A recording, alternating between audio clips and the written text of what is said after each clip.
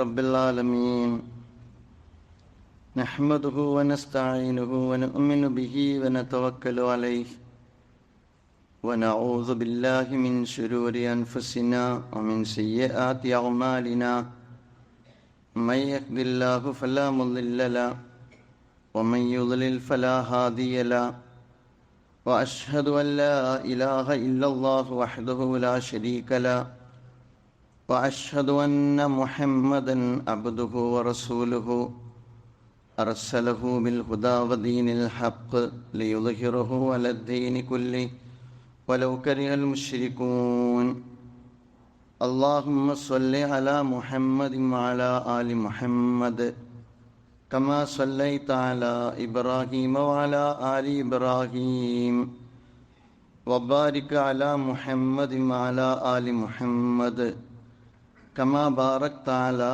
إبراهيم وعلى آل إبراهيم إنك حميد مجيد أما بعد فإن خير الحديث كتاب الله وخير الهدي هدي محمد صلى الله عليه وسلم وشر الأمور محدثاتها وكل محدثة بدعة وكل بدعة ضلالة أيها الناس أوصيكم عباد الله وإياي بتقوى الله أعوذ بالله من الشيطان الرجيم بسم الله الرحمن الرحيم اقرأ باسم ربك الذي خلق الإنسان من علق اقرأ وربك الأكرم الذي علم بالقلم علم الإنسان ما لم يعلم സദഖല്ലാഹുൽ അലിയ്യുൽ അദീം. സ്നേഹം നിറഞ്ഞ സത്യവിശ്വാസികളെ, വിശ്വാസിനികളെ, ജീവിതത്തിൻ്റെ എല്ലാ മേഖലയിലും അള്ളാഹുവിൻ്റെ വിധിവിലക്കുകൾ പാലിച്ച് തഖ്വയോടുകൂടി ജീവിക്കണമെന്ന് എന്നോടെന്ന പോലെ നിങ്ങളെയും ആദ്യമായി ഉപദേശിക്കുകയാണ്. അള്ളാഹു സുബ്ഹാനഹു വ തആല നമ്മെ എല്ലാവരെയും അനുഗ്രഹിക്കുമാറാകട്ടെ.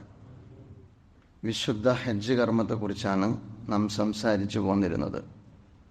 ഇൻഷാ അള്ളാഹ് അതുമായി ബന്ധപ്പെട്ട കുറച്ച് കാര്യങ്ങൾ കൂടി അടുത്ത ഖുതുബകളിലൂടെ ഉണർത്തണമെന്നാണ് ആഗ്രഹിക്കുന്നത്. പിന്നെ വിദ്യാഭ്യാസ വിഷയവുമായി ബന്ധപ്പെട്ട കുറച്ച് കാര്യങ്ങൾ സന്ദർഭോചിതം നമ്മുടെ ശ്രദ്ധയിൽ കൊണ്ടുവരാനാണ് ആഗ്രഹിക്കുന്നത്. നമുക്കറിയാം, അറിവ് ഇസ്ലാം ഏറെ പ്രാധാന്യം കൊടുക്കുന്ന ഒരു കാര്യമാണ്.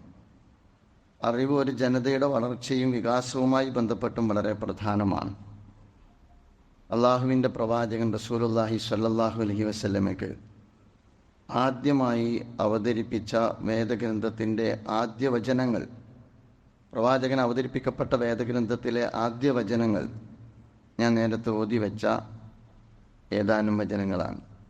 ഇഖ്റ ബിസ്മി റബ്ബിക്കല്ലദീ ഖലഖ് ഖലഖൽ ഇൻസാന മിൻ അലഖ് ഇഖ്റ വറബ്ബുക്കൽ അക്രം അല്ലദീ അല്ലമ ബിൽ ഖലം അല്ലമൽ ഇൻസാന മാ ലം യഅലം. പ്രവാചകൻ അവതരിപ്പിക്കപ്പെട്ടിരിക്കുന്ന ആദ്യ വചനങ്ങളിൽ തന്നെ ഖിറാഅത്തിനെ കുറിച്ച് പറയുന്നുണ്ട്, വായനയെക്കുറിച്ച് പറയുന്നുണ്ട്, ഇൽമിനെ കുറിച്ച് പറയുന്നുണ്ട്, ഖലമിനെ കുറിച്ച് പറയുന്നുണ്ട്. അഥവാ റസൂലുള്ളാഹി സ്വല്ലല്ലാഹു അലൈഹി വസല്ലം ഒരു ജനതയെ ഒരാദർശത്തിൻ്റെ അടിസ്ഥാനത്തിൽ പരിവർത്തിപ്പിക്കുവാൻ നിയോഗിതനായ ഒരു പ്രവാചകനോട് അല്ലാഹു സുബ്ഹാനഹു വ തആല കൊടുക്കുന്ന ആദ്യ വെളിപാട് അറിവിനെ ആ അർത്ഥത്തിൽ തന്നെ ഉൾക്കൊണ്ടുകൊണ്ടുള്ളതാണ് എന്ന് നമുക്ക് കാണാവുന്നതാണ്. പ്രവാചകൻ റസൂലുള്ളാഹി സ്വല്ലല്ലാഹു അലൈഹി വസല്ലമയുടെ ഒരുപാട് മാർഗനിർദ്ദേശങ്ങളിൽ അറിവാർജിക്കുന്നതുമായി ബന്ധപ്പെട്ട മാർഗനിർദ്ദേശങ്ങൾ നമുക്ക് കാണാവുന്നതാണ്. ഇതിനകത്തും ഇസ്ലാമിൻ്റെ അറിവിനെ കുറിച്ചുള്ള കാഴ്ചപ്പാട്, അറിവ് ഏകകമായിട്ടാണ് ഇസ്ലാം കാണുന്നത്. ജീവിതത്തെ ഏകകമായി കാണുന്നത് പോലെ തന്നെ അറിവിൽ ഇസ്ലാം വിഭജനം കാണുന്നില്ല.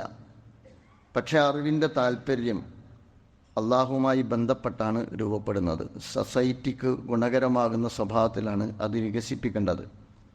പ്രവാചകൻ റസൂലുള്ളാഹി സ്വല്ലല്ലാഹു അലൈഹി വസല്ലം പറയുന്നുണ്ട്, മൻ സലക ത്വരീഖൻ യബ്തഗി ഫീഹി ഇൽമൻ സഹലല്ലാഹു ലഹു ത്വരീഖൻ ഇലൽ ജന്ന.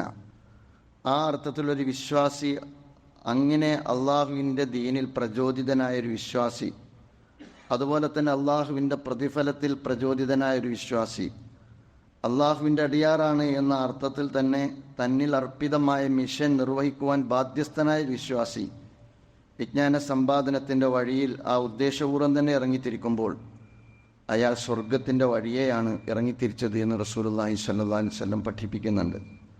വഇന്നൽ മലായികത ലതലൗ അജ്നിഹതഹാ ലിത്വാലിബിൽ ഇൽമി റിളം ബിമാ യസ്നൗ.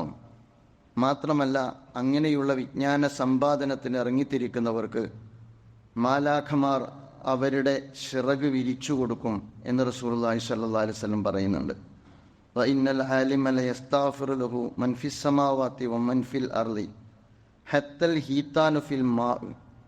പ്രവാചകൻ സല്ലല്ലാഹു അലൈഹി വസല്ലം പറഞ്ഞു, മാത്രമല്ല അങ്ങനെയുള്ള അറിവ് സമ്പാദിക്കുന്ന വിജ്ഞാന സമ്പാദനത്തിൽ ഇറങ്ങിത്തിരിക്കുന്ന വിജ്ഞാനം സമ്പാദിക്കുന്ന ഒരാളെ സംബന്ധിച്ചിടത്തോളം അയാൾക്ക് വേണ്ടി പൊറുക്കലിനെ തേടും ആകാശഭൂമികളിലുള്ള മുഴുവൻ സൃഷ്ടിചരാചരങ്ങളും. ഹത്തൽ ഹീതാൻ ഫിൽ മാ, വെള്ളത്തിലുള്ള മത്സ്യം വരെ അവനോടൊപ്പമുണ്ട് എന്ന് റസൂലുള്ളാഹി സ്വല്ലല്ലാഹി അലൈഹി വസല്ലം പഠിപ്പിക്കുകയാണ്. ഇതിൻ്റെ ഒരു പ്രാധാന്യത്തെയാണ് വിളിച്ചോതുന്നത്. പ്രവാചകൻ സ്വല്ലല്ലാഹി അലൈഹി വസല്ലം ഒരിക്കൽ പറഞ്ഞു, മൻ ഖറജ ഫി ത്വലബിൽ ഇൽമി ഫഹുവ ഫി സബീലില്ലാഹ് ഹത്താ യർജിഅ. ആരെങ്കിലും വിജ്ഞാന സമ്പാദനത്തിൻ്റെ സമ്പാദ്യം അങ്ങനെ കരഗതമാക്കുന്നതിൻ്റെ വഴിയിലാണ് എങ്കിൽ അയാൾ മടങ്ങി വരുന്നത് വരെ അള്ളാഹുവിൻ്റെ വഴിയിലാണ്. നബി സല്ലല്ലാഹു അലൈഹി വസല്ലം മറ്റൊരു വചനത്തിൽ പറയുന്നുണ്ട്, ത്വലബുൽ ഇൽമി ഫരീലത്തുൻ അലാ കുല്ലി മുസ്ലിമീൻ വ മുസ്ലിമത്തിൻ. വിജ്ഞാനം സമ്പാദിക്കുക എന്ന് പറയുന്നത് നിർബന്ധമാണ്, അനിവാര്യമാണ്. മുസ്ലിമിൻ വ മുസ്ലിമത്തിൻ, മുസ്ലിമിൻ്റെ പേരിൽ അത് നിർബന്ധമാണ്, മുസ്ലിമത്തിൻ്റെ പേരിലും അത് നിർബന്ധമാണ്. ആൺപെൺ വ്യത്യാസമില്ലാതെ നിങ്ങൾ അറിവാർജിക്കണം എന്ന് റസൂലുള്ളാഹി സ്വല്ലല്ലാഹി അലൈഹി വസല്ലം നമ്മെ പഠിപ്പിക്കുകയാണ്. പ്രവാചകൻ റസൂലുള്ളാഹി സ്വല്ലല്ലാഹി അലൈഹി വസല്ലമയുടെ കാലഘട്ടത്തിലുണ്ടായ ആദ്യത്തെ യുദ്ധമാണ് ബദർ യുദ്ധം എന്ന് പറയുന്നത്. ആ ബദർ യുദ്ധത്തിൻ്റെ ബന്ദികളെ വിട്ടയക്കുന്നതുമായി ബന്ധപ്പെട്ട് പ്രവാചകൻ സ്വല്ലല്ലാഹു അലൈഹി വസല്ലം വെച്ച നിബന്ധന, ധനമായി എന്ത് പ്രായശ്ചിത്തമാണ് നൽകേണ്ടത് എന്ന കുടുംബവുമായി ബന്ധപ്പെട്ട ബന്ധനസ്ഥരാക്കപ്പെട്ടവർക്ക് വെച്ച നിബന്ധന, അവർ കൊടുക്കേണ്ടുന്ന ധനം വിദ്യാധനമാണ് എന്ന് റസൂലുള്ളാഹി സ്വല്ലല്ലാഹി അലൈഹി വസല്ലം പഠിപ്പിക്കുന്നുണ്ട്. അഥവാ ബന്ദികളെ മോചിപ്പിക്കാൻ നിങ്ങൾ അക്ഷരാഭ്യാസം നൽകുക എന്നുള്ളതാണ് അള്ളാഹുവിൻ്റെ പ്രവാചകൻ വ്യവസ്ഥ വെച്ചത്. വിശ്വാസി സമൂഹത്തെ സംബന്ധിച്ചിടത്തോളം ഈ കാലഘട്ടത്തിൽ വിശേഷിച്ച് അറിവ് നമ്മുടെ അതിജീവനത്തിൻ്റെ ആയുധമാണ്, നമ്മുടെ വിജയത്തിൻ്റെ മാർഗമാണ് എന്ന ഗൗരവത്തോടു കൂടി തന്നെ വിദ്യാഭ്യാസത്തെയും അതിൻ്റെ ഉള്ളടക്കം എന്ന അർത്ഥത്തിൽ അറിവിനെയും നമുക്ക് കാണാൻ കഴിയേണ്ടതാണ്. മുസ്ലിം സമൂഹത്തിൻ്റെ നിലവിലുള്ള സ്റ്റാറ്റസ് കൂടി പരിശോധിക്കുമ്പോഴാണ് അതിൻ്റെ പ്രാധാന്യം നമുക്ക് മനസ്സിലാക്കാൻ കഴിയുക. നമ്മൾ കേരളത്തിൽ ഏറെക്കുറെ ഭേദപ്പെട്ടു എന്നൊക്കെ പറയുന്നുണ്ടെങ്കിലും കേരളത്തിന് പുറത്ത് സച്ചാർ കമ്മിറ്റി റിപ്പോർട്ട് വിലയിരുത്തിയത് നമുക്കറിയാവുന്നതുപോലെ ദലിതുകൾക്കും താഴെയാണ് ഇന്ത്യൻ മുസ്ലിങ്ങളെ പല ഗ്രാമങ്ങളിലും അടയാളപ്പെടുത്തിയിട്ടുള്ളത്. അതേസമയം നമ്മളെല്ലാവരും പറയും നോളജ് ഈസ് ദ പവർ, അറിവാണ് ഏറ്റവും വലിയ ശക്തി അല്ലെങ്കിൽ അധികാരം എന്ന് പറയുന്നത്. ലോകത്ത് യൂറോപ്പ് ആധിപത്യം വാഴുന്ന, ഇപ്പോഴും ആധിപത്യം വാണുകൊണ്ടിരിക്കുന്ന കാലത്താണ് നമ്മൾ ജീവിക്കുന്നത്. യൂറോപ്പിൻ്റെ ആധിപത്യത്തിൻ്റെയും അധീശത്വ ശക്തിയുടെയും ഒരടിസ്ഥാനം എന്ന് പറയുന്നത് നവോത്ഥാനത്തിന് അവർ തുടക്കം കുറിച്ചു അല്ലെങ്കിൽ നേതൃത്വം നൽകി എന്നതുകൂടിയാണ്. യൂറോപ്പ് നേടിയെടുത്ത നവോത്ഥാനത്തിൻ്റെയും ബേസ് അറിവ് തന്നെയാണ് എന്ന് നമുക്കറിയാം. ആ അറിവിനാധാരം അറബികളുകൂടി ഉണ്ട് എന്നത് പലപ്പോഴും നമ്മിൽ അധികവർക്കും അറിയാത്ത കാര്യമാണ്. വിശുദ്ധ ഖുർആൻ ഒരുപാടിടങ്ങളിൽ പഠിക്കാനും വായിക്കാനും ചിന്തിക്കാനും സത്യവിശ്വാസികളോട് പറഞ്ഞുകൊണ്ടേയിരിക്കുന്നുണ്ട്. 400ഓളം പരാമർശങ്ങൾ ഖുർആനിൽ ആ അർത്ഥത്തിൽ ചിന്തിക്കാൻ ആവശ്യപ്പെടുന്നതാണ്. അതുപോലെ തന്നെ ആലോചിക്കാനും പഠിക്കാനും ആവശ്യപ്പെടുന്നതാണ്. അതുകൊണ്ട് തന്നെ ഈ വിശുദ്ധ വേദഗ്രന്ഥത്തിൻ്റെ അടിത്തറയിൽ പ്രവാചകൻ റസൂലുള്ളാഹി സ്വല്ലല്ലാഹി അലൈഹി വസല്ലം 223 വർഷക്കാലം കൊണ്ട് രൂപപ്പെടുത്തിയെടുത്ത അറേബ്യയിലെ ജനത വൈജ്ഞാനിക രംഗത്ത് വലിയ മുന്നേറ്റമാണ് നടത്തിയത്. അവർ നിരക്ഷരരായിരുന്നു, അവർ ജാഹിലിയത്തിലായിരുന്നു. പക്ഷേ പ്രവാചകൻ സ്വല്ലല്ലാഹി അലൈഹി വസല്ലമയ്ക്ക് ശേഷം അമവി അബ്ബാസി കാലഘട്ടത്തിലാണ് ഇസ്ലാമിക സമൂഹം വൈജ്ഞാനിക വിപ്ലവത്തിന് തന്നെ നേതൃത്വം നൽകിയത് എന്ന് നമുക്ക് കാണാവുന്നതാണ്. ഇന്ന് യൂറോപ്പ് ഏറ്റെടുത്ത, യൂറോപ്പ് ബ്രാൻഡ് ചെയ്ത പല വൈജ്ഞാനിക ശാഖകളുടെയും അസ്ഥിവാരം പണിയാൻ അന്ന് മുസ്ലിം സമൂഹത്തിന് സാധിച്ചിട്ടുണ്ട്. നമുക്കറിയാം, ഉസ്മാനിയ കാലത്തെ നാവിക സേനാ മേധാവിയായിരുന്ന പീറിർ റയീസ് രചിച്ച ബഹ്രിയ എന്ന് പറയുന്ന, സമുദ്രവുമായി ബന്ധപ്പെട്ട ബഹ്രിയ എന്ന് പറയുന്ന ഗ്രന്ഥമാണ് സമുദ്രയാത്രയിൽ സ്വീകരിക്കാവുന്ന ഭൂപടത്തെക്കുറിച്ചുള്ള ഒരുപാട് വിവരം ലോകത്തിന് പകർന്നു നൽകുന്നത് എന്നത് നമുക്ക് കാണാവുന്നതാണ്. മാത്രമല്ല, ഇമാം ഗസാലിയുടെ മനഃശാസ്ത്ര രംഗത്തെ പഠനം ഏറെ ശ്രദ്ധേയമാണ്, അവലംബനീയമാണ് എന്ന് നമുക്ക് കാണാവുന്നതാണ്. അറബികൾ കച്ചവടക്കാരായിരുന്നു. അവർ അന്ന് സമുദ്രയാത്ര ധാരാളമായി നടത്തുന്നവരായിരുന്നു. അതുകൊണ്ട് തന്നെ 6-ാം നൂറ്റാണ്ടിൽ തന്നെ നക്ഷത്രങ്ങളുടെ സാന്നിധ്യത്തെക്കുറിച്ചും ചലനത്തെക്കുറിച്ചും വിവരമുണ്ടായിരുന്ന ഒരു വിഭാഗമായിരുന്നു അറബികൾ. ഗോളശാസ്ത്ര രംഗത്ത് വൻ മുന്നേറ്റം നടത്താൻ അവർക്ക് സാധിച്ചത് അവർ ആ കാലഘട്ടത്തിൽ ആർജിച്ചെടുത്ത അറിവാണ് എന്ന് നമുക്ക് കാണാവുന്നതാണ്. മുസ്ലിം സമൂഹം രൂപപ്പെടുത്തിയെടുത്ത ജ്യോതിശാസ്ത്ര കലണ്ടറാണ് യൂറോപ്പ് ഒരു വലിയ കാലത്ത്, ഒരു വലിയ സമൂഹം വലിയൊരളവോളം ഉപയോഗപ്പെടുത്തിയിരുന്നത് എന്നും ചരിത്രത്തിൽ നിന്ന് നമ്മൾ വായിച്ചെടുക്കുന്നു. പൗരാണിക പണ്ഡിതനായ ടോളമിയുടെ സിദ്ധാന്തങ്ങളെ വെല്ലുവിളിച്ച മുസ്ലിം വിദഗ്ധർ നക്ഷത്രങ്ങളുടെ അകലം കണ്ടുപിടിക്കാൻ പര്യാപ്തമായ ആസ്ട്രോ ലാബ് കണ്ടെത്തുന്നുണ്ട്. ഗലീലിയോ ടെലസ്കോപ്പ് കണ്ടെത്തുന്നതിന് മുമ്പ് ആകാശത്തെ വിസ്മയ കാഴ്ചകൾ കണ്ടെത്തുന്നതിനും മനസ്സിലാക്കുന്നതിനും ആ കാലഘട്ടത്തിൽ ഉപയോഗിച്ചിരുന്നത് ആസ്ട്രോ ലാബുകളാണ്. ഇങ്ങനെ തുടർന്ന് നമ്മൾ പറഞ്ഞാൽ 1-2 ഖുതുബ കൊണ്ടോ ഒരു ദിവസം കൊണ്ടോ പറഞ്ഞു തീർക്കാനാവാത്ത വിധത്തിലുള്ള വൈജ്ഞാനിക രംഗത്തെ വളർച്ചയ്ക്കും മുന്നേറ്റത്തിനും ഇസ്ലാമിക സമൂഹം നേതൃത്വം കൊടുത്തിട്ടുണ്ട്. വൈദ്യശാസ്ത്ര രംഗത്ത് അത്ഭുതകരമായ പങ്ക് നിർവഹിച്ച ഇമാം റാസിയുടെ അൽ അസ്റാർ എന്ന ഗ്രന്ഥം, അതുപോലെ തന്നെ ഇബ്നു സീനിയുടെ ശക്തമായ അല്ലെങ്കിൽ ശ്രദ്ധേയമായ സംഭാവനകൾ, ഇബ്നു ഖൽദൂനിനെ പോലെയുള്ള സോഷ്യോളജിസ്റ്റുകൾ, അൽ ബക്കരിയെ പോലെയുള്ള ഭൂമിശാസ്ത്രകാരന്മാർ, മുഴുവിജ്ഞാനങ്ങളുടെയും ശേഖരം എന്ന് പറയാവുന്ന സ്പെയിൻ, ഇതെല്ലാം ഇസ്ലാമിക സമൂഹത്തെ സംബന്ധിച്ചിടത്തോളം നമുക്കെടുത്ത് പറയാവുന്നതും പഠിക്കാവുന്നതുമായ നമ്മുടെ കഴിഞ്ഞകാല ചരിത്രത്തിലെ നമ്മുടെ അനുഭവങ്ങളാണ്. നമുക്കറിയാം, അധിനിവേശം എന്ന് പറഞ്ഞാൽ അധികാരം പിടിക്കൽ മാത്രമായിരുന്നില്ല, വിഭവങ്ങൾ കൊള്ളയടിക്കലും മാത്രമായിരുന്നില്ല, മറിച്ച് അറിവിന് മേലുള്ള കയ്യേറ്റം കൂടി അധിനിവേശത്തിൻ്റെ ഭാഗമായിരുന്നു. യൂറോപ്പ് അവരുടെ നവോത്ഥാനത്തിന് അസ്ഥിവാരം പണിയുന്നത് അധിനിവേശത്തിലൂടെ അവർ ആവാഹിച്ച അറബ് നാടുകളിൽ നിന്നുൾപ്പെടെയുള്ള അറിവിൻ്റെ കൂടി ബലത്തിലാണ്. സ്പെയിനിൽ നിന്നും ഫ്രാൻസ് വഴിയും സിസിലിയിൽ നിന്നും ഇറ്റലി വഴിയും ധാരാളം വിജ്ഞാനീയങ്ങൾ യൂറോപ്പ് ആ രീതിയിൽ ആർജിച്ചെടുത്തിട്ടുണ്ട്. ആ കാലഘട്ടത്തിൽ ലാറ്റിൻ ഭാഷയിലേക്കുള്ള ട്രാൻസ്ലേഷൻ റവല്യൂഷൻ തന്നെ നടന്നു എന്ന് ചരിത്രകാരന്മാർ രേഖപ്പെടുത്തി വെക്കുന്നുണ്ട്. ഞാൻ പറഞ്ഞു വരുന്നത്, ഇസ്ലാമിക സമൂഹം ഒരു കാലഘട്ടത്തിലെ വൈജ്ഞാനിക വിപ്ലവത്തിന്, അതിനെ തുടർന്നുള്ള നവോത്ഥാന മുന്നേറ്റത്തിന് ഏതളവിൽ സംഭാവനകൾ അർപ്പിച്ചു എന്നതിലേക്കുള്ള സൂചനകളാണ്. വൈക്കം മുഹമ്മദ് ബഷീറിൻ്റെ ഒരു നോവലുണ്ട്, നമുക്കറിയാവുന്ന എൻ്റെ ഉപ്പാപ്പാക്ക് ആനുണ്ടായിരുന്നു എന്ന് പറയുന്ന ഒരു നോവലാണ്. ആ നോവലിലെ ഒരു കഥാപാത്രത്തെ വളരെ പരിഹാസ്യമാണ് ആയിട്ടാണ് അവതരിപ്പിക്കുന്നത്. ആ സ്വഭാവത്തോടു കൂടിയല്ല ഞാനിതെടുത്ത് ഉദ്ധരിക്കുന്നത്. ഒരു പാരമ്പര്യമുള്ള സമൂഹത്തിൻ്റെ തുടർച്ചയാണ് നമ്മളെന്ന് പറയാനാണ്. അഭിമാനിക്കാവുന്ന പൈതൃകമുള്ള ഒരു സമുദായത്തിൻ്റെ തുടർച്ചയാണ് നമ്മളെന്ന് പറയാനാണ്. യൂറോപ്പ് നേടി എന്ന് പറയുന്ന നവോത്ഥാനത്തിൻ്റെ നേരവകാശികളിൽ പങ്കാളികളായ ഒരു സമുദായമാണ് നമ്മളെന്ന് പറയാനാണ്. മാത്രമല്ല, യൂറോപ്പ് അടിസ്ഥാനമായി അല്ലെങ്കിൽ യൂറോപ്പിൻ്റെ നവോത്ഥാനത്തിൻ്റെ അസ്ഥിവാരം പണിത ഈ ജ്ഞാനനിർമ്മിതികളിലെല്ലാം അറിവിനെ ഏകകമായി കണ്ടുകൊണ്ടുള്ള ഇസ്ലാമിക സമൂഹത്തിൻ്റെ പങ്ക് വളരെ വലുതായിരുന്നു എന്ന് ഓർമ്മപ്പെടുത്താനാണ്. വിശുദ്ധ ഖുർആൻ പറയുന്നുണ്ട്, യർഫഉല്ലാഹുല്ലദീന ആമനൂ മിൻകും വല്ലദീന ഊത്തുൽ ഇൽമ ദറജാത്തിൻ വല്ലാഹു ബിമാ തഅമലൂന ഖബീർ. തീർച്ചയായിട്ടും അല്ലാഹു സുബ്ഹാനഹു വ തആല നിങ്ങളിൽ നിന്ന് വിശ്വാസികളെയും അതുപോലെ തന്നെ അറിവുള്ളവരുടെയും പദവി അല്ലാഹു സുബ്ഹാനഹു വ തആല ഉയർത്തുമെന്ന് ഖുർആൻ പറയുന്നുണ്ട്. ഖുൽ ഹൽ യസ്തവില്ലദീന യഅലമൂന വല്ലദീന ലാ യഅലമൂൻ ഇന്നമാ യതദക്കറു ഉലുൽ അൽബാബ്. തീർച്ചയായിട്ടും അറിവുള്ളവനും അറിവില്ലാത്തവനും സമമാകുമോ എന്ന് വിശുദ്ധ ഖുർആൻ നമ്മോട് ചോദിക്കുന്നുണ്ട്. ഇന്നമാ യതദക്കറു ഉലുൽ അൽബാബ്, തീർച്ചയായിട്ടും കൂടുതൽ പ്രബുദ്ധരാകുന്നത്, അതുപോലെ തന്നെ ചിന്തിക്കുന്നത്, ഈ അർത്ഥത്തിലുള്ള അൽബാബ് എന്ന് പറഞ്ഞാൽ ബുദ്ധിമാന്മാരായ ആളുകളാണ്. ഈ അർത്ഥത്തിൽ ഇസ്ലാം അറിവിനെ ഏകകമായി കാണുകയും അത് ആർജിക്കുകയും അതിലൊരുപാട് മുന്നോട്ട് പോവുകയും അതിൽ സംഭാവനകൾ അർപ്പിക്കുകയും ചെയ്ത ഒരു ജനവിഭാഗത്തിൻ്റെ പിൻഗാമികൾ എന്ന നിലക്ക് ഈ കാലഘട്ടത്തിൽ നമ്മൾ നേരിട്ടുകൊണ്ടിരിക്കുന്ന പ്രതിസന്ധികളുടെ ആഴം താണ്ടിക്കിടക്കണമെങ്കിലും വൈജ്ഞാനിക രംഗത്തുള്ള അതീവ ശ്രദ്ധ നമുക്ക് അനിവാര്യമാണ്. മത്സരം ഒരുപാട് രംഗത്ത് അനാരോഗ്യകരമാണ് എങ്കിലും മുസ്ലിം സമുദായത്തെ എഡ്യൂക്കേറ്റ് ചെയ്യുന്നിടത്ത് മത്സരം ഗുണകരമാണ് എന്നാണ് ഞാൻ പറയുക. മുസ്ലിം കമ്മ്യൂണിറ്റി ഇന്ന് ഒരുപാട് വളർന്നിട്ടുണ്ട്. ആ വളർച്ചയിൽ കേരളത്തിലെ മതസംഘടനകളുടെ പങ്ക് നിസ്തുലമാണ്.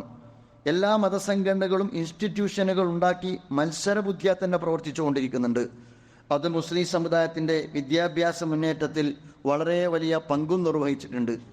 ഇനിയും വളരെ സെലക്റ്റീവായി കമ്മ്യൂണിറ്റി നേരിട്ടുകൊണ്ടിരിക്കുന്ന വെല്ലുവിളികളെ മനസ്സിലാക്കി ഈ കാലഘട്ടം താല്പര്യപ്പെടുന്ന മേഖലകളിലുള്ള പ്രാതിനിധ്യം ഉറപ്പുവരുത്തി നമ്മുടെ വിദ്യാഭ്യാസ പ്രവർത്തനങ്ങളെ വളരെ ആസൂത്രിതമായി ഉപയോഗപ്പെടുത്തുവാൻ മുസ്ലിം സമൂഹം ഉണർന്നു പ്രവർത്തിക്കേണ്ടുന്ന കാലത്താണ് നമ്മൾ ജീവിക്കുന്നത്.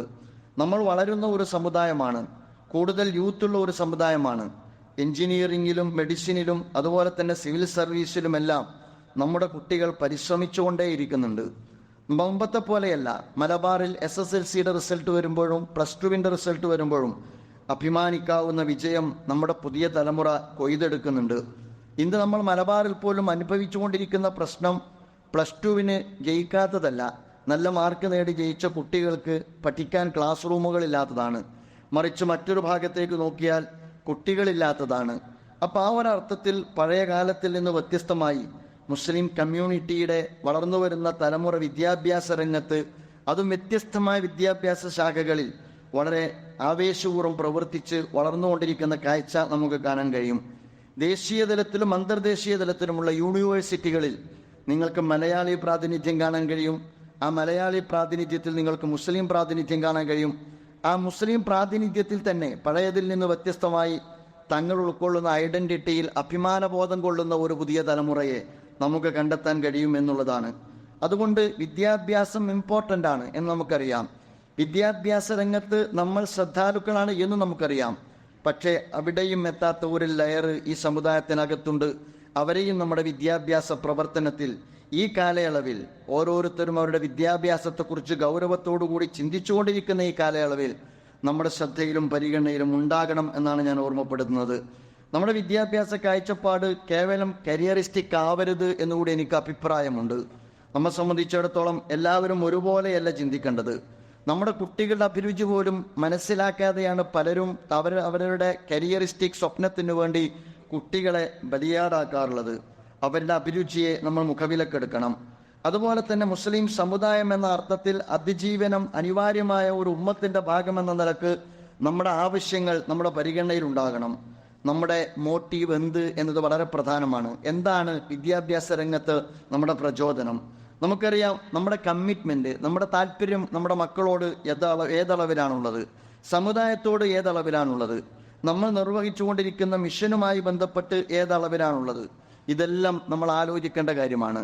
കുറച്ചു കാലങ്ങൾക്ക് മുമ്പ് എല്ലാവരും ഒരു പണത്തിൻ്റെ അടിസ്ഥാനത്തിൽ ഏറ്റവും കൂടുതൽ വരുമാനം കിട്ടുന്നത് ഏത് മേഖലയിൽ നിന്നാണ്, ഏറ്റവും കൂടുതൽ പൈസ കിട്ടുക ഏത് കരിയറിൽ നിന്നാണ്, അതിൻ്റെ അടിസ്ഥാനത്തിൽ കുട്ടികളുടെ മനോഭാവത്തെ പോലും പരിഗണനക്കെടുക്കാതെ വിദ്യാഭ്യാസ രംഗത്ത് ഇടപെടുന്ന അന്ധമായ കാഴ്ചപ്പാട് എങ്ങനെയെങ്കിലും വളരണമെന്നുള്ള അർത്ഥത്തിലാവാം നമുക്കകത്തുണ്ട്. അതിൽ മാറ്റങ്ങൾ വന്നുകൊണ്ടിരിക്കുന്നുണ്ട്.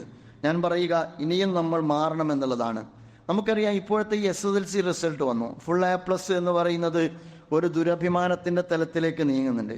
ഇവാലുവേഷൻ്റെ രംഗത്ത് ഒരുപാട് മാറ്റങ്ങൾ നമ്മുടെ സ്കൂൾ വിദ്യാഭ്യാസ രംഗത്ത് വന്നു എന്നുള്ളത് ശരിയാണ്. പഴയതിൽ നിന്ന് ഒരുപാട് വ്യത്യാസങ്ങൾ വന്നിട്ടുണ്ട്. ജയിക്കുന്നവനും തോൽക്കുന്നവനും, അവൻ തോറ്റവൻ അവൻ ജയിച്ചവൻ എന്ന മനോഭാവത്തെ മാറ്റിയെടുക്കാനൊക്കെയാണ് ഈ ഒരു പുതിയ സിസ്റ്റത്തെ നമുക്ക് ഉപകരിക്കാറുണ്ടായിരുന്നത്. പക്ഷേ ഇപ്പോൾ ഫുൾ A+ കിട്ടിയവനും A+ കിട്ടാത്തവനും എന്നൊരു മനോഭാവം. ഞാൻ കഴിഞ്ഞ ദിവസം ഒരു വിദ്യാർത്ഥിയെ കണ്ടു. അവൻ SSLC കഴിഞ്ഞതാണ്. ഞാൻ ചോദിച്ചു, പാസ്സായോ? പാസ്സായി. എങ്ങനെയുണ്ട് റിസൾട്ട്? ആ കുട്ടി റിസൾട്ട് പറയാൻ മടിക്കുന്നുണ്ട്. ഞാൻ വീണ്ടും ചോദിച്ചു, എങ്ങനെയുണ്ട് റിസൾട്ട്? എനിക്കറിയാം അവൻ റിസൾട്ട് പറയാൻ മടിക്കുന്നത് ആളുകൾ ആഗ്രഹിക്കുന്നത് ഫുൾ A+ ഉണ്ടോ എന്നുള്ളതാണ്. നമ്മുടെയൊക്കെ മനോഭാവം ഫുൾ A+ ഉണ്ടോ, നമ്മൾ ഹാപ്പിയാണ്. ഫുൾ A+ ഇല്ലേ, നമ്മുടെ ആറ്റിറ്റ്യൂഡ് തിരിച്ചാണ്. നമ്മുടെ മുഖത്ത് തന്നെ മാറ്റം വരും. നമ്മുടെ മക്കളുടെ കാര്യത്തിൽ പോലും അത് സംഭവിക്കുന്നുണ്ട്. പലപ്പോഴും നമ്മുടെയൊക്കെ കുട്ടികൾ വ്യത്യസ്ത റേഞ്ചുകളിൽ പഠിക്കുന്ന കുട്ടികളായിരിക്കും, ബുദ്ധിപരമായി വ്യത്യസ്ത നിലവാരത്തിലായിരിക്കും. പലപ്പോഴും നമ്മുടെ ഇവാലുവേഷൻ സിസ്റ്റം എന്ന് പറയുന്നത് നമ്മുടെ കുട്ടിയുടെ കഴിവിനെ അളക്കാൻ പൂർണ്ണമായും പെർഫെക്റ്റ് ആയൊരു സിസ്റ്റമാണ് നമ്മുടേത് എന്ന് നമുക്ക് പറയുക സാധ്യമല്ല. അതുകൊണ്ടാണല്ലോ SSLC തോൽക്കുന്നവനും +2 തോൽക്കുന്നവനും മറ്റു പല മേഖലകളിലും നന്നായി കഴിവ് തെളിയിക്കുന്നത് നമുക്ക് തന്നെ കാണാൻ കഴിയാറുണ്ട്. അതുകൊണ്ട് നമ്മുടെ കുട്ടിയെ പൂർണ്ണമായും അളന്ന് തിട്ടപ്പെടുത്തി അവൻ്റെ മികവിൻ്റെ അടയാളമാണ് ഇത് എന്ന് നമ്മളാരും കാണേണ്ടതില്ല. പക്ഷേ ഒരു 8A+ കിട്ടിയ കുട്ടിക്ക്, ഒരു 7A+ കിട്ടിയ കുട്ടിക്ക്, ഒരു പക്ഷേ A കിട്ടിയ കുട്ടിക്ക്, ചിലപ്പോൾ B+ കിട്ടിയ കുട്ടിക്ക് ബാപ്പാൻ്റെ കയ്യിൽ നിന്നും ഉമ്മാൻ്റെ കയ്യിൽ നിന്നും അപ്രിസിയേഷൻ അടിച്ചെടുക്കാൻ പറ്റാത്ത സ്വഭാവത്തിലേക്ക് ഒരു A+ മാനിയ നമ്മുടെ പാരൻസിനെയും ബാധിച്ചിട്ടുണ്ട്. നമ്മൾ ഒരു കുട്ടി SSLC കഴിയുമ്പോൾ, ഒരു കുട്ടി +2 കഴിയുമ്പോൾ അവൻ്റെ വളർച്ചയുടെ അടുത്ത പടവ് ചവിട്ടിക്കയറാനുള്ള സമയമാണ്. അതവനെ വളരെ കൃത്യമായി കൂടെ നിന്ന് അവനെ മോട്ടിവേറ്റ് ചെയ്ത് അവനെ പ്രോത്സാഹിപ്പിച്ച് അവനെ പുറത്തു തട്ടി അവൻ്റെ ഉന്നതി നമ്മൾ ആഗ്രഹിക്കുന്ന തലത്തിൽ അവൻ്റെ അഭിരുചി മനസ്സിലാക്കി അവന് മാർഗനിർദ്ദേശം നൽകേണ്ട ഒരു സമയമാണ്. പക്ഷേ പലപ്പോഴും നമ്മൾ അതിൽ പരാജയപ്പെടുകയോ ഈ കാലഘട്ടത്തിൻ്റെ ഒരു തള്ളിച്ച, ഒരു താളം നമ്മൾ സ്വാധീനിക്കുകയോ ചെയ്യാറുണ്ട്. ഇത്തരം ദുരഭിമാനം നമ്മുടെ കുട്ടികളെ നശിപ്പിച്ചിട്ടുണ്ട്, പലപ്പോഴും നശിപ്പിക്കാൻ ഇടവന്നിട്ടുണ്ട്. ഞാൻ ഓർത്തു പോകാറുള്ളത് ആത്മഹത്യകൾ വരെ സംഭവിക്കാറുണ്ട്, ഒളിച്ചോടുന്നത് വരെ സംഭവിക്കാറുണ്ട്. ഞാൻ ഇപ്പോഴും പലപ്പോഴും വിദ്യാഭ്യാസത്തെക്കുറിച്ച് പറയുമ്പോൾ എൻ്റെ മനസ്സിൽ ഓർമ്മ വരാറുള്ളത്, ഞാൻ എൻ്റെ നാട്ടിൽ, ഞാൻ ഏതാണ്ട് ഒരു +2 കാലയളവിലായിരിക്കെ ഞാൻ എൻ്റെ നാട്ടിൽ 1 കിലോമീറ്റർ അപ്പുറത്ത് വേണം എനിക്ക് റേഷൻ കടയിലേക്ക് വരാൻ, ഒരു റെയിൽവേ ക്രോസ് കഴിഞ്ഞിട്ട് വേണം എനിക്ക് റേഷൻ കടയിലേക്ക് വരാൻ. സൈക്കിളിൽ യാത്ര ചെയ്യുന്ന സമയമാണ്. അങ്ങനെ സൈക്കിളിൽ യാത്ര ചെയ്ത് വന്ന് റേഷൻ കടയിൽ വന്ന് എന്നിട്ട് റേഷൻ സാധനം വാങ്ങി. ഒരു വൈകുന്നേരം 4 മണിക്കാണ് റെയിൽവേ ട്രെയിൻ കടന്നുപോയി. 4 മണിക്ക് ട്രെയിൻ വരും, 4:35 ട്രെയിൻ തിരിച്ചു പോകും. അങ്ങനെ റെയിൽവേ ട്രെയിൻ കടന്നുപോയി. ഗേറ്റ് തുറന്നതിന് ശേഷം റെയിൽവേ ട്രാക്കിനടുത്തുണ്ട് ഒരു വലിയ ജനാവലി. സ്വാഭാവികമായും കൗതുകത്തോടു കൂടി ഞാനും വന്ന് അവിടെ എത്തി. ഞാൻ അവിടെ എത്തുമ്പോൾ ഒരു പായയിൽ ഒരു കുഞ്ഞു കാല് മാത്രമാണ് ഞാൻ പുറത്ത് കാണുന്നത്. ഷൂ ഇട്ട, അതുപോലെ തന്നെ സോക്സ് ധരിച്ച. അന്ന് ഇംഗ്ലീഷ് മീഡിയം അതിൻ്റെ ഒരു ജ്വരം ശക്തിപ്പെട്ടുകൊണ്ടിരിക്കുന്ന ഒരു സമയമാണ്. ഒരു ഷൂ ധരിച്ച ഒരു കുഞ്ഞു കാലാണ്, കുരുന്ന കാലാണ് ഞാൻ പുറത്ത് കാണുന്നത്. തൊട്ടപ്പുറത്ത് എല്ലാത്തിനും സാക്ഷിയായി ഒരു സ്കൂൾ ബാഗും കുടയും നിൽക്കുന്നുണ്ട്. പിന്നീട് പഠിക്കുമ്പോഴാണ് മനസ്സിലാകുന്നത് ഒരു പിതാവിൻ്റെ, ഒരു മാതാപിതാക്കളുടെ ഏക മകനാണ്. 2 മക്കളിൽ ഒരു പെൺകുട്ടി ഏക മകനാണ്. അവൻ്റെ ഓണം എക്സാമിൻ്റെ റിസൾട്ട് പേപ്പർ വന്നു, അല്ലെങ്കിൽ എക്സാം പേപ്പർ വന്നു. 1ാമത്തെ പേപ്പറിൽ അവർ മാർക്കുണ്ട്, പക്ഷേ മാതാപിതാക്കൾ ഉദ്ദേശിച്ച മാർക്ക് കിട്ടിയിട്ടില്ല. 1ാമത്തെ പേപ്പർ കിട്ടിയത് അവൻ ഇംഗ്ലീഷാണ്. ശാസിച്ചു. 2ാമത്തെ ദിവസം ആ കുഞ്ഞ് വരുമ്പോൾ അവന് കിട്ടിയത് സയൻസിൻ്റെ പേപ്പറാണ്. സ്വാഭാവികമായും അവന് മാർക്കുണ്ട്, പക്ഷേ രക്ഷിതാക്കൾ ഉദ്ദേശിച്ച ലെവലിലേക്ക് വന്നിട്ടില്ല. 2ാമത്തെ ദിവസവും ആ കുട്ടിയെ ശാസിച്ചു. 3ാമത്തെ ദിവസം ആ കുട്ടിക്ക് കിട്ടിയത് മാത്തമാറ്റിക്സിൻ്റെ പേപ്പറാണ്. ആ കുട്ടി ആ പേപ്പറുമായിട്ട് എങ്ങനെ വീട്ടിലേക്ക് പോകും? നമ്മൾ മനസ്സിലാക്കേണ്ടത്, ഒരു കുട്ടിയിൽ നമ്മൾ എത്രയാണ് സ്ട്രെസ് കൊടുക്കുക, ഒരു കുട്ടി നമ്മൾ എത്രയാണ് സമ്മർദ്ദം ഉണ്ടാക്കാൻ പാടുള്ളത്.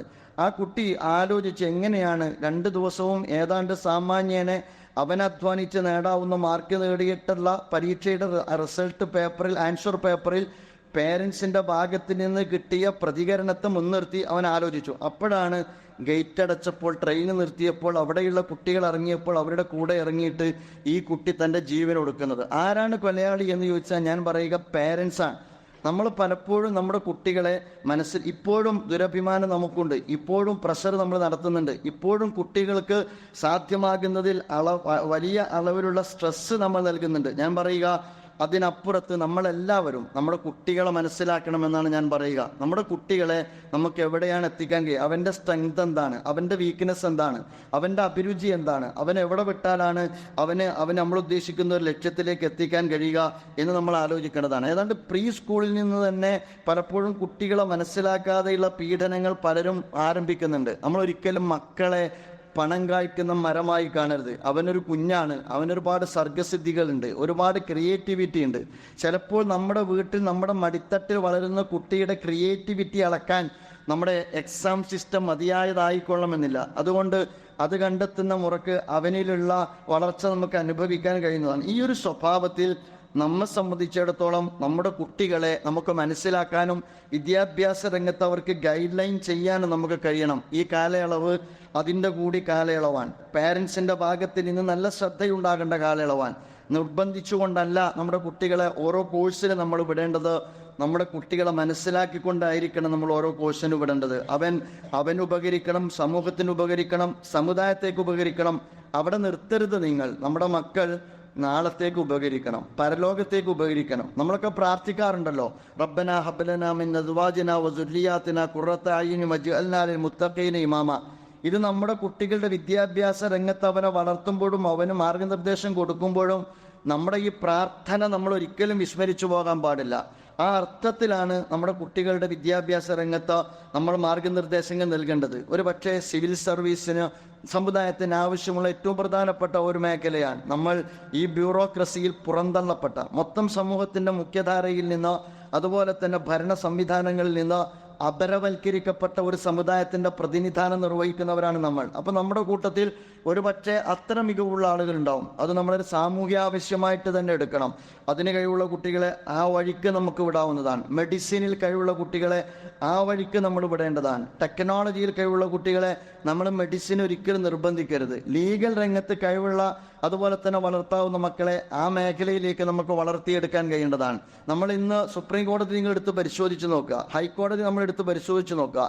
ഇവിടങ്ങളിലെല്ലാം ഏറ്റവും ഹൈ ലെവലിൽ നിങ്ങൾ എടുത്ത് പരിശോധിച്ച് നോക്കിക്കഴിഞ്ഞാൽ മൈനോറിറ്റി എന്ന അർത്ഥത്തിലുള്ള ക്രൈസ്തവ സമൂഹത്തിൻ്റെ പ്രാതിനിധ്യവും മൈനോറിറ്റി എന്ന അർത്ഥത്തിലുള്ള മുസ്ലിം സമൂഹത്തിൻ്റെ പ്രാതിനിധ്യവും എടുത്ത് പരിശോധിച്ചാൽ നമ്മൾ സീറോയിലാണ് എന്ന് നമ്മൾ മനസ്സിലാക്കാൻ കഴിയും. ഒരു പക്ഷേ രാജ്യത്തിൻ്റെ എല്ലാ സ്തംഭങ്ങളും കൈയൊഴിയുന്ന ഘട്ടത്തിൽ നമുക്ക് ഡിപ്പെൻഡ് ചെയ്യാനുള്ള രാജ്യത്തെ ഏറ്റവും പ്രധാനപ്പെട്ട സംവിധാനമാണ് ജുഡീഷ്യറി എന്ന് പറയുന്നത്. ആ ജുഡീഷ്യറിയിൽ നമ്മുടെ പ്രതിനിധാനം എന്ന് പറയുന്നത് പലപ്പോഴും സീറോയ്ക്ക് അടുത്താണ്, അല്ലെങ്കിൽ വളരെ പരിമിതമായ സ്വഭാവത്തിലാണ്.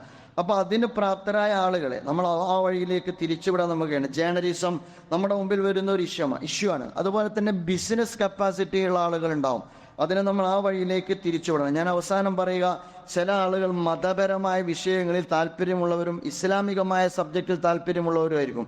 അങ്ങനെയുള്ള മക്കളെ നമ്മൾ ആ വഴിയിലും തിരിച്ചുവിടണമെന്നാണ് ഞാൻ പറയുക. നമ്മളെ സംബന്ധിച്ചിടത്തോളം എല്ലാ മേഖലയിലും പ്രാപ്തരായ ഒരു തലമുറ വളർന്നു വരേണ്ടതുണ്ട് എന്നുള്ളത് കൊണ്ടുകൂടിയാണ് ഞാൻ പറയുന്നത്. അപ്പോൾ അവരുടെ അഭിരുചിയും നമ്മുടെ ആവശ്യങ്ങളും ഈ കാലഘട്ടത്തിൽ ഒരു ഉമ്മത്ത് എന്ന അർത്ഥത്തിൽ നമ്മൾ അഭിമുഖീകരിച്ചു കൊണ്ടിരിക്കുന്ന പ്രശ്നങ്ങളും അതിനെ അതിജീവിക്കുന്നതിന് നമുക്ക് അനിവാര്യമായ മേഖലകളിലുള്ള നമ്മുടെ വളർച്ചയും എല്ലാം മുന്നിൽ വെച്ചുകൊണ്ട് ഞാനൊരു പിതാവ്, എൻ്റെ സ്വാർത്ഥത എന്നതിനപ്പുറത്തേക്ക് ഒരു സമൂഹത്തിൻ്റെ ഭാഗമെന്ന നിലക്ക്, ഒരു സമുദായത്തിൻ്റെ ഭാഗമെന്ന നിലക്ക് സാമൂഹ്യമായും അതുപോലെ തന്നെ സമുദായത്തിൻ്റെ എംപവർമെൻറ്റ് എന്ന തലത്തിൽ നിന്നുകൊണ്ടോ നമ്മുടെ കുട്ടികളുടെ ഭാവി വിദ്യാഭ്യാസത്തെ, നമ്മുടെ സമുദായത്തിൻ്റെ ഭാവി വിദ്യാഭ്യാസത്തെ ചിട്ടപ്പെടുത്താനും വ്യവസ്ഥപ്പെടുത്താനും കാര്യക്ഷമമായി അതിനെ കോർഡിനേറ്റ് ചെയ്യാനും നമുക്ക് കഴിയേണ്ടതാണ്.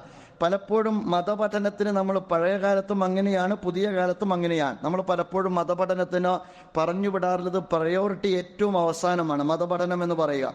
അതിൻ്റെ ഒരു ദുരന്തം എന്ന് പറയുന്നത്, അതിൻ്റെ ഒരു പ്രയാസം എന്ന് പറയുന്നത്, ഞാൻ ഈ അടുത്ത് ഒരു സ്ഥലത്ത് ചെന്നപ്പോൾ ഒരു വലിയ സ്ഥാപനത്തിലാണ് ഞാൻ ചെന്നത്. ആ സ്ഥാപനത്തിൽ ചെന്നപ്പോൾ ആ സ്ഥാപനം നടത്തുന്ന മതപണ്ഡിതൻ ഒരു ബിസിനസ് കുടുംബത്തിൽപ്പെട്ട മതപണ്ഡിതനാണ്. അദ്ദേഹം പറഞ്ഞു, ഈ സ്ഥാപനം എൻ്റെ ഉപ്പ 3-4 മക്കൾ ഞങ്ങൾക്കുണ്ട്, ഗൾഫിൽ വലിയ ബിസിനസ് ശൃംഖലയാണ്. ഞങ്ങൾ 3 പേരെ ബാപ്പ ബിസിനസ്സിലേക്ക് എടുത്തു. എന്നെ ബാപ്പ മതം പഠിക്കാൻ പറഞ്ഞു വിട്ടു. മാത്രമല്ല ആ ബിസിനസ് ശൃംഖലയിൽ നിന്നാണ് ആ മതപഠന കേന്ദ്രം മുന്നോട്ട് പോകുന്നത്. ആ ബിസിനസ് ശൃംഖലയിൽ ബാക്കി 3 പേർക്കും ഉള്ളതുപോലെ ഒരു വിഹിതം ആ ബാപ്പ ആ മകന് വെച്ചിട്ടുണ്ട്. ഞാൻ പറയുക, ഇതൊരു മാതൃകാപരമായ കാഴ്ചപ്പാടാണ്. നമുക്ക് നമ്മുടെ പ്രയോറിറ്റിയിൽ പലപ്പോഴും നല്ല ദീനി അവഗാഹമുള്ള ചെറുപ്പനാളിൽ തന്നെ കൊച്ചുകുട്ടികളാവുമ്പോൾ തന്നെ അത്തരം കാര്യത്തിൽ നന്നായിട്ട് കഴിവുള്ള കുട്ടികളുണ്ട് എങ്കിൽ ആ രംഗത്ത് വളരട്ടെ എന്ന് വെക്കുകയും ആ രംഗത്ത് അവർക്ക് പ്രോത്സാഹനം നൽകുകയും ചെയ്തിട്ടില്ല എങ്കിൽ സംഭവിക്കുന്നത് പലപ്പോഴും ആ പ്രയോറിറ്റി എല്ലാം കഴിഞ്ഞതിന് ശേഷം വിടുന്ന ആളുകൾ അവരാണ് നാളത്തെ നേതാക്കൾ എന്ന് നമ്മൾ മനസ്സിലാക്കണം. അവരാണ് നാളത്തെ മതപണ്ഡിതന്മാർ നമ്മൾ മനസ്സിലാക്കണം. അവരാണ് നാളത്തെ ഉമറാക്കളും ഉലമാക്കളും എന്ന് നമ്മൾ മനസ്സിലാക്കണം. അപ്പോൾ നമ്മുടെ പ്രയോറിറ്റിയിൽ എല്ലാം കഴിഞ്ഞതിന് ശേഷമല്ല നാളത്തെ ഒരു ഉമ്മത്തിനെ നയിക്കാനുള്ള ഉമറാക്കളും ഒലമാക്കളും ഉണ്ടാകേണ്ടത് എന്നുകൂടി നമ്മൾ മനസ്സിലാക്കേണ്ടത്. അപ്പോൾ ഞാൻ പറയുക, നമ്മൾ നമ്മുടെ കുട്ടികളുടെ വിദ്യാഭ്യാസവുമായി ബന്ധപ്പെട്ട് ശ്രദ്ധിക്കണമെന്നുള്ളതോടൊപ്പം തന്നെ അവരുടെ അഭിരുചിയെ മുഖവിലക്കെടുത്ത് സമുദായത്തിൻ്റെ താല്പര്യത്തെ മുഖവിലക്കെടുത്ത് ഈ കാലഘട്ടത്തിൻ്റെ സാമൂഹ്യ ആവശ്യങ്ങളെ മുഖവിലക്കെടുത്ത് വിദ്യാഭ്യാസത്തെ വളരെ ജാഗ്രതയോടുകൂടി സംഘടിതമായി നമുക്ക് അഭിമുഖീകരിക്കാൻ കഴിയണം എന്നതുകൂടി ഈ കാലഘട്ടം നമ്മോട് താല്പര്യപ്പെടുന്നതാണ്. ഉമർ ഇബ്നുൽ ഖത്താബ് റളിയല്ലാഹു അൻഹു, സിയാദ് റളിയല്ലാഹു അൻഹു പറയുന്നുണ്ട്, ഒരിക്കൽ എന്നോട് ഉമർ റളിയല്ലാഹു അൻഹു പറഞ്ഞു, യാ സിയാദ് ഹൽ തദ്രി മാ യഖ്ദിമു ദആഇമൽ ഇസ്ലാം. അദ്ദേഹം ചോദിച്ചു എന്നോട്, ഇസ്ലാമിൻ്റെ ഇസ്സത്ത്, ഇസ്ലാമിൻ്റെ കരുത്ത് തകർത്ത് കളയുന്ന ഘടകം എന്താണെന്ന് അറിയുമോ എന്ന് എന്നോട് ചോദിച്ചു. ഉമർ ഫാറൂഖ് റളിയല്ലാഹു അൻഹു ചോദിച്ചു. ഖാല ഖുൽതുല്ല, ഞാൻ പറഞ്ഞു എനിക്കറിയില്ല എന്ന് സിയാദ് പറഞ്ഞു. ആ ഘട്ടത്തിൽ മഹാനായ ഉമർ ഫാറൂഖ് റളിയല്ലാഹു അൻഹു പറയുന്നുണ്ട്, ദല്ലത്തുൽ ആലിമി വ ജിദാലുൽ മുനാഫിഖി ബിൽ ഖുർആനി വ ഹുക്കുമുൽ അഇമ്മത്തിൽ മുദല്ലിൻ. 3 കാര്യമാണ് ഉമർ റളിയല്ലാഹു അൻഹു പറഞ്ഞത്. ഒന്ന്, വഴിവിട്ട പണ്ഡിതന്മാരാണ് ഈ സമുദായത്തെ സംബന്ധിച്ചിടത്തോളം ദീനിനെ തകർക്കുക. രണ്ടാമത് പ്രവാചകൻ പറഞ്ഞത്, ഉമർ റളിയല്ലാഹു അൻഹു പറഞ്ഞത്, വ ജിദാലുൽ മുനാഫിഖ് ബിൽ ഖുർആനി, വിശുദ്ധ ഖുർആൻ വെച്ചുകൊണ്ടുള്ള തർക്കവിതർക്കങ്ങളിൽ ഏർപ്പെട്ടുകൊണ്ടിരിക്കുന്ന കപട വിശ്വാസികളാണ് ഈ ദീനിനെ തകർക്കുക. മൂന്നാമത് പറഞ്ഞു, വ ഹുക്കുമുൽ അഇമ്മത്തിൽ മുദല്ലീൻ, വഴിവിട്ട നേതാക്കന്മാരുടെ ഫത്വയാണ് ഈ സമുദായത്തെ തകർക്കുക എന്ന് ഉമർ റളിയല്ലാഹു അൻഹു പറയുന്നുണ്ട്. നബി തിരുമേനി സ്വല്ലല്ലാഹു അലൈഹി വസല്ലം ആ അർത്ഥത്തിൽ പ്രവാചകന്റെയും ഒരുപാട് അധ്യാപനങ്ങളുണ്ട്. ഇന്നല്ലാഹ ലാ യഖ്ബിദുൽ ഇൽമ ഇൻതിസാഅൻ യൻതസിഉ മിനന്നാസ് വലാകിൻ യഖ്ബിദുൽ ഇൽമ ബിഖബ്ദിൽ ഉലമാ. അല്ലാഹു സുബ്ഹാനഹു വ തആല ഒരു സമുദായത്തിൽ നിന്ന്, ഒരു ജനതയിൽ നിന്ന് ഇൽമിനെ അല്ല ഉലമാക്കളെയാണ് തിരിച്ചു വിളിക്കുക. ഒരു സമുദായം ഇൽമില്ലാതായി പോവുക എന്ന് പറയുന്നത് ഇൽമിനെ അല്ല ജനങ്ങളിൽ നിന്ന് എടുക്കുക, മറിച്ച് ഉലമാക്കളെയാണ് അള്ളാഹു തിരിച്ചു വിളിക്കുക. ഹത്താ ഇദാ ലം യത്റുക് ആലിമൻ ഇത്തഖദ الناس رؤوسا ജുക്കാല ഫസുഇലു ഫഫ്തു ബിഗൈരി ഇൽമിൻ ഫളല്ലു വഅളല്ലു. അങ്ങനെ ഒരു കാലം വന്നാൽ, അള്ളാഹുവിൻ്റെ റസൂൽ പറയുന്നുണ്ട്, അങ്ങനെ ഒരു കാലം വന്നാൽ ഉലമാക്കൾ ഇല്ലാതാവുകയും ജനങ്ങൾ ജുഖാൽ അഥവാ അങ്ങേയറ്റം അവിവേകികളെ റൂസൻ നേതാക്കന്മാരാക്കുകയും അവർ ഫത്വ ചോദിക്കപ്പെടുകയും ഫത്വ കൊടുക്കുകയും അവർ വഴികേടിലാവുകയും ജനങ്ങളെ വഴികേടിലാക്കുകയും ചെയ്യും എന്ന് പറയുന്നുണ്ട്. ഞാൻ പറയുന്നത്, വല്ലാത്ത പരീക്ഷണം നിറഞ്ഞൊരു കാലഘട്ടത്തിൽ വിദ്യാഭ്യാസത്തെക്കുറിച്ച് നമ്മൾ ചിന്തിക്കുമ്പോൾ കരുത്തുള്ള ഒരു തലമുറ ഈ അർത്ഥത്തിലും ഈ തലത്തിലും നമുക്ക് വളർന്നു വരേണ്ടതുണ്ട്. അങ്ങനെ എല്ലാ തലങ്ങളിലും പ്രാപ്തരായ ഒരു തലമുറയെ വളർത്തിയെടുക്കുന്നിടത്ത് സുപ്രധാനമായ തീരുമാനങ്ങൾ എടുക്കേണ്ടുന്ന ഒരു അധ്യയന വർഷാരംഭത്തിലാണ് നമ്മളുള്ളത്. ആ ദൗത്യം വ്യക്തി എന്ന അർത്ഥത്തിലും ഒരു കുടുംബത്തിലെ അംഗം എന്നുള്ള നിലക്ക് നമ്മുടെ കുടുംബത്തിൽ പലപ്പോഴും വിദ്യാഭ്യാസ രംഗത്ത് നമ്മൾ ശ്രദ്ധിക്കേണ്ട മേഖലകൾ ഉണ്ടാവും.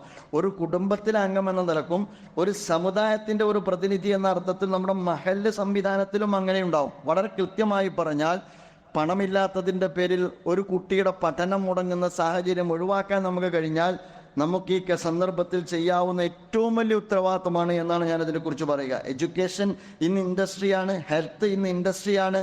എല്ലാം വളരെ വിലപിടിപ്പുള്ളതായി മാറിയൊരു കാലത്താണ് നമ്മൾ ജീവിക്കുന്നത്. പബ്ലിക് എഡ്യൂക്കേഷൻ ഉണ്ട് എന്ന് പറഞ്ഞാലും അത്തരം ഓപ്ഷൻ വളരെ കുറവാണ്.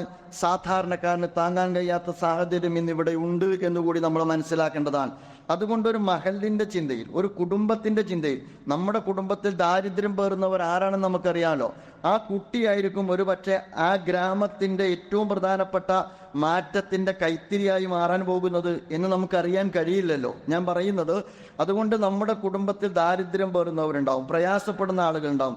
നമ്മളൊന്ന് ആലോചിക്കണം, എഡ്യൂക്കേഷനാണ്, അക്കാഡമിക് ഇയർ ആരംഭിക്കുകയാണ്, അവരുടെ വിദ്യാഭ്യാസ കാര്യത്തിൽ നമുക്ക് എന്തെങ്കിലും ചെയ്യാനുണ്ടോ എന്ന്, നമ്മുടെ മഹലിൽ എന്തെങ്കിലും ചെയ്യാനുണ്ടോ എന്ന്, നമ്മുടെ പ്രദേശത്ത് എന്തെങ്കിലും ചെയ്യാനുണ്ടോ എന്ന് നമ്മൾ ഓരോരുത്തരും ആലോചിക്കേണ്ടതാണ്. ഹയർ എഡ്യൂക്കേഷൻ എന്ന് പറയുന്നത് എക്സ്പെൻസീവാണ്.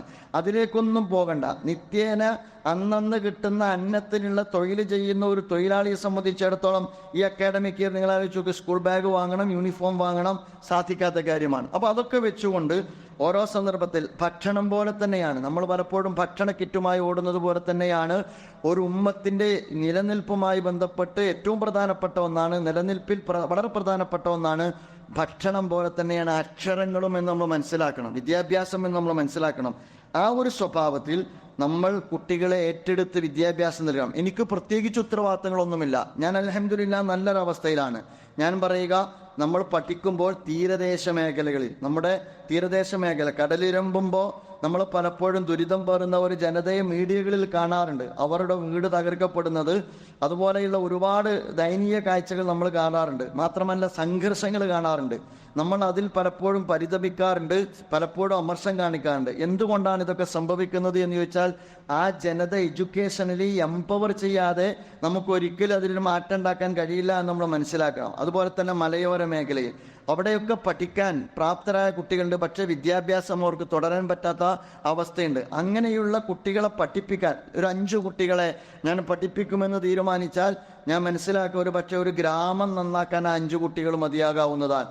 ഒരു കുഞ്ഞിനെ ഞാൻ പഠിപ്പിക്കുമെന്ന് തീരുമാനിച്ചാൽ, അവൻ ഏറ്റവും ക്വാളിറ്റി എഡ്യൂക്കേഷൻ നൽകുമെന്ന് നമ്മൾ തീരുമാനിച്ചാൽ ആ ഗ്രാമത്തിൽ ഒരു പക്ഷേ അവനായിരിക്കും ഏറ്റവും നല്ല മാറ്റത്തിന് നാന്ദി കുറിക്കുന്ന ഒരു വ്യക്തിയെ നമുക്ക് പറയാവുന്നതാണ്. അങ്ങനെയുള്ള ഒരുപാട് സംഭവങ്ങൾ നമ്മുടെ മുമ്പിലുണ്ട്. അപ്പോൾ ഒരു വിദ്യാഭ്യാസ വർഷം ആരംഭിക്കുമ്പോൾ ഒരു പൊതു പ്രതിബദ്ധതയുള്ള, സാമൂഹ്യ പ്രതിബദ്ധതയുള്ള, ആദർശത്തോട് പ്രതിബദ്ധതയുള്ള, ഒരു അതിജീവനം, ഒരുപാട് പ്രതിസന്ധി നേരിടുന്ന ഒരു സമുദായത്തിന്റെ പ്രാതിനിധ്യം നിർവഹിക്കുന്ന ഒരു വ്യക്തി എന്ന അർത്ഥത്തിലാണ് ഞാൻ ചിന്തിക്കേണ്ടത്. ഞാനും എൻ്റെ കെട്ടിയോളും എൻ്റെ കുട്ടിയാളും എന്ന അർത്ഥത്തിൽ നിങ്ങൾ ചിന്തിക്കരുത്. അങ്ങനെ ചിന്തിക്കുമ്പോൾ എൻ്റെ മോൻ്റെ വിദ്യാഭ്യാസം ഭദ്രമാണ്, എൻ്റെ മോളുടെ വിദ്യാഭ്യാസം ഭദ്രമാണ് എന്നിടത്ത് നമുക്ക് സമാധാനിക്കാൻ കഴിയും.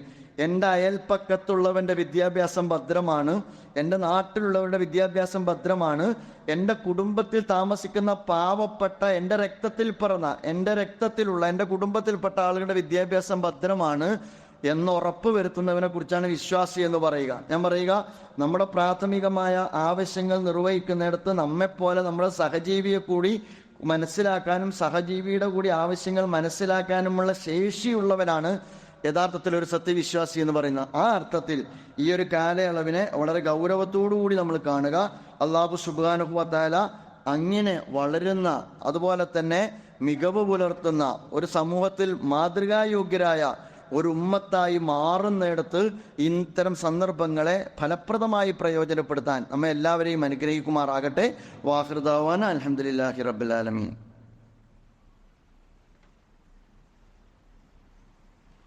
അൽഹംദുലില്ലാഹി അല്ലദീ അർസല റസൂലഹു ബിൽ ഹുദാ വദീനിൽ ഹഖ് ലിയുദ്ഹിറഹു അലൽ ദീനി കുല്ലിഹി വലൗ കരിഹൽ മുശ്രികൂൻ. അല്ലാഹുമ്മ സ്വല്ലി അലാ സയ്യിദിനാ മുഹമ്മദിൻ വഅലാ ആലി സയ്യിദിനാ മുഹമ്മദ് കമാ സ്വല്ലൈത അലാ ഇബ്രാഹിം വഅലാ ആലി ഇബ്രാഹിം وبارك على محمد وعلى آل محمد كما باركت على إبراهيم وعلى آل إبراهيم إنك حميد مجيد. أيها الناس أوصيكم عباد الله وإياي بتقوى الله. أعوذ بالله من الشيطان الرجيم. بسم الله الرحمن الرحيم. يا أيها الذين آمنوا اتقوا الله حق تقاته ولا تموتن إلا وأنتم مسلمون. صدق الله العظيم. സ്നേഹം നിറഞ്ഞ വിശ്വാസിനികളെ ഒരിക്കൽ കൂടി അള്ളാഹുവിനെ സൂക്ഷിച്ച് തഖ്വയോടുകൂടി ജീവിക്കണമെന്ന് എന്നോടെന്ന പോലെ നിങ്ങളെയും ഓർമ്മിപ്പിക്കുകയാണ്. അല്ലാഹു സുബ്ഹാനഹു വ തആല നമ്മെ എല്ലാവരെയും അനുഗ്രഹിക്കുമാറാകട്ടെ. നാഥ, ഞങ്ങളെല്ലാവരും നീ അനുഗ്രഹിക്കണേ തമ്പുരാനെ. റഹ്മാനും റഹീമുമായ റബ്ബെ, ലോകത്തിൻ്റെ വിവിധ കോണുകളിൽ പ്രയാസം അനുഭവിച്ചുകൊണ്ടിരിക്കുന്ന ഈ ഉമ്മത്തിനെ നീ സഹായിക്കണേ തമ്പുരാനെ. ഫലസ്തീൻ നമ്മെ വേദനിപ്പിച്ചുകൊണ്ടിരിക്കുമ്പോൾ തന്നെ മ്യാൻമറിൽ ഇപ്പോൾ റോഹിംഗ്യൻ മുസ്ലിങ്ങൾക്ക് നേരെയുള്ള ആക്രമണങ്ങൾ പുനരാരംഭിച്ചതിൻ്റെ സൂചനകൾ വന്നുകൊണ്ടിരിക്കുന്നുണ്ട്. ഗ്രാമം ചുട്ട് ചാമ്പലാക്കുകയാണ്. പാലം തകർത്ത് ഗ്രാമത്തിന് മറ്റിടത്തേക്ക് പോകാനുള്ള അവസരങ്ങൾ നിഷേധിച്ച്, എവിടെയും അഭയാർത്ഥികളായി കയറിക്കൂടാനുള്ള അവസരങ്ങൾ നിരാകരിച്ച് അവരെ ചുട്ടുകൊല്ലുന്ന, അല്ലെങ്കിൽ ഒരു ഗ്രാമം തന്നെ ചുട്ട് ചാമ്പലാക്കുന്ന അങ്ങേയറ്റം ഭീകരമായ വംശഹത്യയാണ് മ്യാൻമറിൽ ഇപ്പോഴും തുടരുന്നത് എന്നതാണ് നമുക്ക് അത് നൽകുന്ന സൂചന. അള്ളാഹുവിനോട് നമ്മുടെ എല്ലായ്പ്പോഴുമുള്ള പ്രാർത്ഥനയിലുണ്ടാകണം. പടച്ചറബ്ബ് മർദ്ദിതരായ ആ ജനതയെ കാത്തിരക്ഷിക്കുമാറാകട്ടെ. ധിക്കാരികൾ അള്ളാഹു പരാജയപ്പെടുത്തുമാറാകട്ടെ. اللهم اغفر للمؤمنين والمؤمنات والمسلمين والمسلمات والأحياء منهم والأموات إنك مجيب الدعوات يا قاضي الحاجات. اللهم أعز الإسلام والمسلمين وأذل الشرك والمشركين. اللهم أجرنا من النار. اللهم أجرنا من النار. اللهم أجرنا من النار. ربنا تقبل منا إنك أنت السميع العليم وتب علينا إنك أنت التواب الرحيم واغفر لنا يا غافر المذنبين. آمين آمين برحمتك يا أرحم الراحمين.